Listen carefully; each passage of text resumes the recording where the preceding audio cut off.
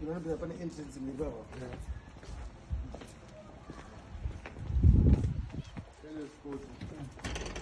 Everything that you need.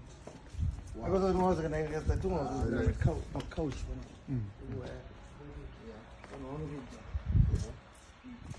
I'm very impressed.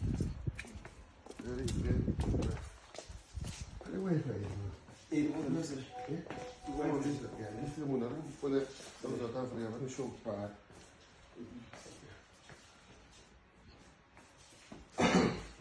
UPS Wi-Fi too.